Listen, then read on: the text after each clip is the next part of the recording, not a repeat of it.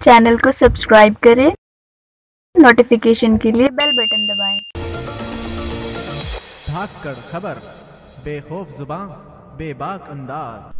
धाकड़ खबर के news room से मैं आपके साथ हूं अकरम रईस खान। बात करेंगे कासगंज और वर्तमान हालात को लेकर। कासगंज दंगे के बाद आज वहां पर क्या हालात हैं और पूरे देश में क्या हालात बन रहे हैं, उस सब पे चर्चा करेंगे, उस सब पे बात करेंगे। बारी बारी से मैं आपके सामने कुछ बिंदु रखूंगा, पर सबसे पहले मैं आपके सामने रखना चाहता हूं जो आज भारतीय जनता पार्टी या यूं कहें मोदी सरकार ने लोकसभा के अंदर जो आंकड़े रखे हैं, जो दंगों की स्थिति बन रही है देश में, कहां क्या स्थिति बन रही है, वो तमाम दस्तावेज उन्होंने रखे हैं और अपनी रिपोर्ट में कहा है। क्योंकि आंकड़ों को तो मिटा नहीं सकते ना, सबूतों को तो मिटा नहीं सकते ना, तथ्यों को तो मिटा नहीं सकते ना। उस रिपोर्ट में कहा है कि जो भाजपा शासित प्रदेश हैं उनमें दंगे ज़्यादा हो रहे हैं, वहाँ पर बवाल ज़्यादा हो रहे हैं, वहाँ पर बवाल लगातार बढ़ते जा रहे हैं। ये किसने कहा है? मोदी सरकार के गृह मंत्रालय ने रिपोर्ट रखी है लोकसभा के अंदर, पार्लियामेंट के अंदर। उत्तर प्रदेश से शुरू करते हैं। उत्तर प्रदेश के 2017 में जब से योगी सत्ता में बैठे हैं 195 दंगे दर्ज किए गए हैं, मुकदमे दर्ज किए गए हैं दंगों के। 195 2017 में, सिर्फ एक साल के अंदर, एक साल भी अभी पूरा नहीं हुआ है।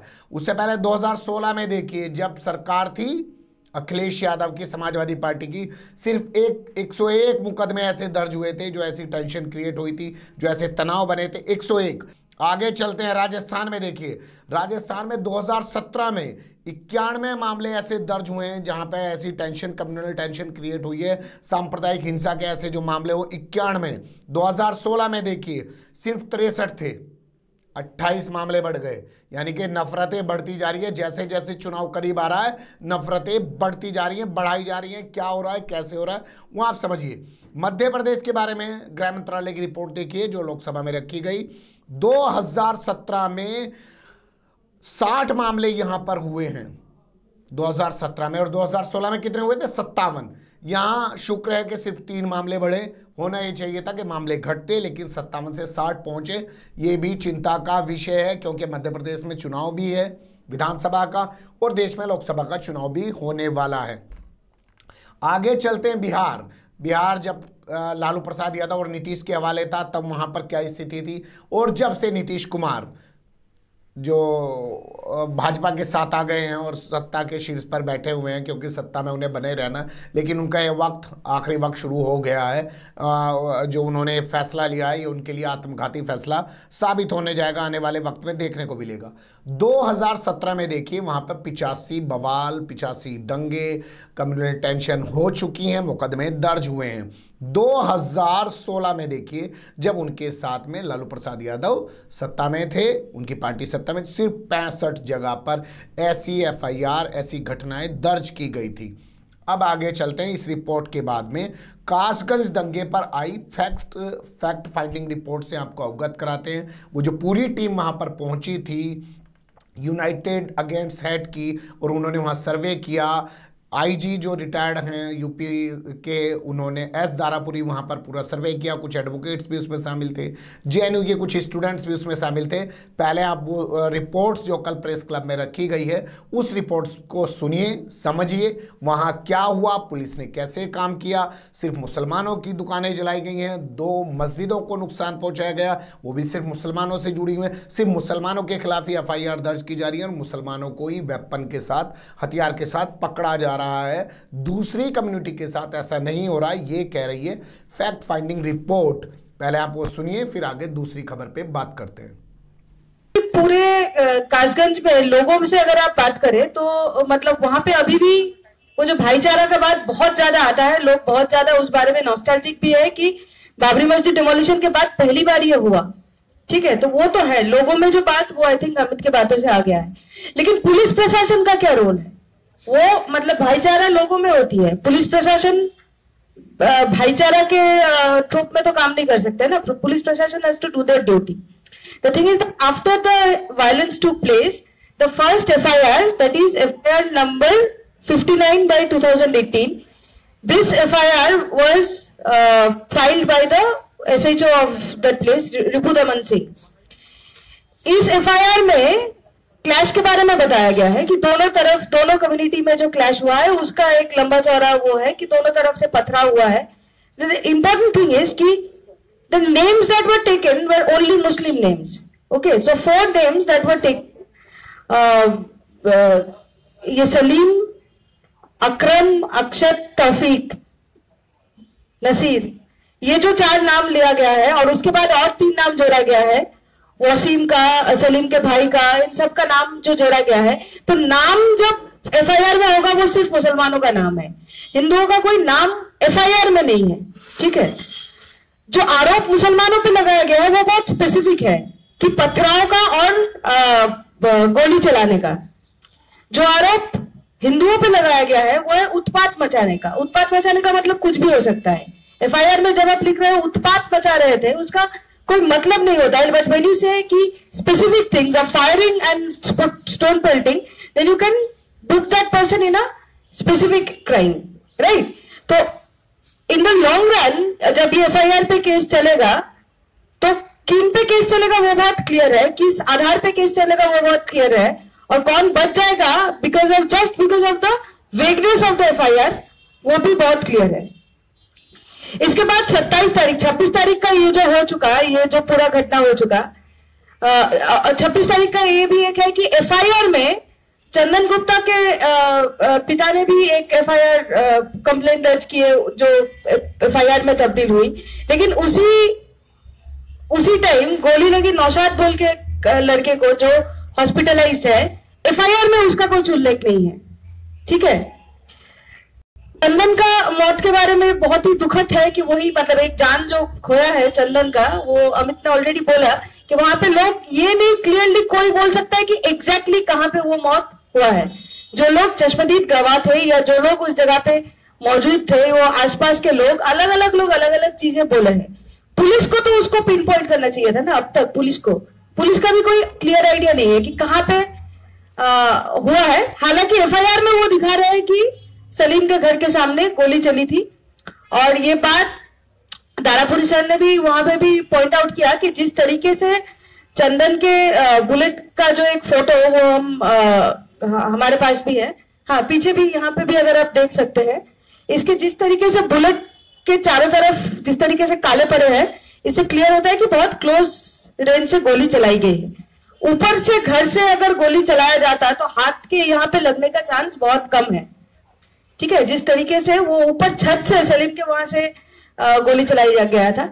और दूसरी बात ये कि सलीम के घर से 2 पिस्तौल और एक डबल बैरल गन बरामद हुई है जो लाइसेंस्ड है, जो पुश्तैनी रूप से उसके घर पे था, और वो मतलब उसके फादर का था, he has owned that gun. There are very simple things that match the bullets, match the guns. दूसरा और एक इंपॉर्टेंट बात है कि एफआईआर में जो मुसलमानों को अरेस्ट दिखाया गया है जिनका नाम है, उन सबको अरेस्ट लाइव कार्ट्रिज और गन के साथ दिखाया गया है. जो हिंदू लोग वहां पे, हिंदू कम्युनिटी से जो वहां पे हंगामा कर रहे थे, एबीवीपी और संकल्प फाउंडेशन का, जिनका बहुत सारे वीडियोस आए हैं, वायरल हुए वीडियोस आप सब लोगों ने देखा, हम सब लोगों ने देखा. उन वीडियोस में जो लोग हैं वो अरेस्ट हुए हैं नहीं या नहीं, ये भी अभी तक क्लियर नहीं है. अगर अरेस्ट हुआ है तो वो क्यों गन के साथ अरेस्ट नहीं हुआ, या वो क्यों गन के साथ आर्म्स एक्ट के तहत अरेस्ट नहीं हुआ है, वो उसके पुलिस के पास कोई जवाब नहीं है. अब दूसरी खबर यह है कि एक लड़की है जिसका नाम है सुरभि चौहान, जाति से राजपूत है, हिंदू है धर्म से. उस लड़की ने पिछले साल मार्च 2017 में राहत कुरैशी नाम के एक लड़के से शादी कर ली थी. कहां पर शादी की थी? कासगंज में. तो कासगंज दंगे का एक पहलू यह भी है कि लव जिहाद का आरोप लगाकर नफरतें चल रही थी काफी टाइम से. वो एक नफरत इस बार भी उबाल मारी है. पुलिस ने राहत कुरैशी को गिरफ्तार किया है दंगे के आरोप में, चंदन हत्या की आरोप के मामले में बताया जा रहा है गिरफ्तार किया है. उसकी पत्नी सुरभि चौहान का बयान आया. उसने कहा, मेरा पति घटना के समय मेरे साथ टीवी देख रहा था हम दोनों ने प्रेम विवाह किया है, कॉलेज के टाइम से हम एक दूसरे को लोग जानते थे, हमने शादी की है, लेकिन शादी करने के बाद से जो हिंदुत्ववादी वहाँ लोग थे, हिंदुत्ववादी जो शक्तियाँ थी वो उससे नाराज़ थी, लेकिन ये लड़की अपनी फैसले पर अड़ी रही और अपने पति के साथ रही। इसका कहना साफ है कि मेरे पति ने मेरा कोई धर्म परिवर्तन भी नहीं कराया। मेरा नाम आज भी सुरभि चौहान है, मेरे पति का नाम राहत कुरैशी है। पुलिस ने उसको गिरफ्तार कब किया? जब मैं अपने पति के साथ 26 तारीख को जब बवाल हुआ, 27 तारीख की सुबह मैं अपने पति के साथ अलीगढ़ जा रही थी। रास्ते में पुलिस ने मेरे पति को रोक लिया, मेरे पति को उतारा, मेरे पति के साथ बहुत बदतमीजी की, मेरे पति को गिरफ्तार कर लिया। मैं उनके सामने रोई भी, बिलबिलाई भी। तो पुलिस वालों ने क्या कहा वो सुनिए उस लड़की की बात। पुलिस वाले उसे कह रहे हैं तुझे हिंदू में कोई लड़का नहीं मिला था, मुल्ला ही मिला था तुझे। ये पुलिस की लैंग्वेज है। तो जो पुलिस ना किसी मुस्लिम की ना किसी हिंदू की, जिसका काम लॉ एंड ऑर्डर कंट्रोल करना है, वो पुलिस जब ऐसी भाषा और ऐसी मानसिकता के साथ बात कर रही है तो आप सोचिएगा वो कासगंज में काम किस तरीके से कर रही होगी। ये पूरी खबर, इस लड़की की पूरी स्टोरी सुरभि चौहान की बीबीसी ने ब्रेक की है, बीबीसी के संवाददाता ने ब्रेक की है, बीबीसी की वेबसाइट पर इस खबर को दिखाया गया है। तो ये है कासगंज से जुड़ा हुआ दूसरा मामला। अब चलते हैं तीसरे मामले की तरफ जो कासगंज से ही आ रहा है। सलीम को जेल भेज दिया गया है, चंदन की हत्या का आरोप लगाया जा रहा है। उस पर कहा जा रहा है कि उसने चंदन की हत्या को अंजाम दिया, क्योंकि जहां गोली लगी, जबकि कोई बता नहीं पा रहा है गोली कहां लगी। फैक्ट फाइंडिंग रिपोर्ट जो रखी है आपके सामने, उसमें आपने सुन भी लिया होगा कि पता ही नहीं है कि गोली लगी कहां, किस घटनास्थल पे गोली लगी। और गोली लगने के जो निशानात हैं उन पर भी सवाल खड़े कर रहे हैं आईजी रिटायर्ड एस दारापुरी साहब ने अपनी रिपोर्ट में, क्योंकि एक सीनियर पुलिस ऑफिसर हैं और अच्छे खासे कानून के ज्ञाता हैं, तो उन्होंने इस सब पर बात की है। तो वो सलीम अभी फिलहाल जेल में है। अब सलीम जेल में है तो बाहर क्या हो रहा है? बाहर हो रहा है सुरेश चंद्र वार्ष्णेय, वहाँ के जिला अध्यक्ष हैं, वहाँ की जो व्यापार मंडल बना हुआ है कासगंज का, उन्होंने एक बयान उनका मीडिया में आया है। उन्होंने कहा कि सलीम किसी को गोली नहीं मार सकता, सलीम एक व्यापारी है और वो कभी इस तरीके का काम नहीं कर सकता। यानी कि व्यापार संघ जो वहाँ का व्यापार मंडल है वो सलीम के समर्थन में आ गया है। ये 4 के 4 पहलू, एक पहलू आपका जो लोकसभा में रिपोर्ट रखी गई है, दूसरा पहलू फैक्ट फाइंडिंग रिपोर्ट का, तीसरा पहलू उस लड़की का सुरभि चौहान का, और चौथा पहलू ये कि सलीम के समर्थन में कासगंज के व्यापार मंडल आ गया। उसने कहा कि सलीम ऐसा नहीं कर सकता, सलीम को गलत फंसाया गया। देखते हैं, दिलचस्प है देखना ये भी कि व्यापार मंडल के अध्यक्ष जो हैं साहब, उन्होंने ये बयान तो दे दिया है। अब वो अपने बयान पर कितनी देर स्टैंड करते हैं, कैसे कैसे प्रेशर उन पर बनाए जाते हैं, किस तरीके का मामला सामने आता है, वो कितना खुल के उस पर बोल पाते हैं और कायम रह पाते हैं, ये देखना भी एक दिलचस्प होगा। लेकिन फिलहाल अभी ये चारों बिंदु आपके सामने रखना बहुत ज़रूरी था।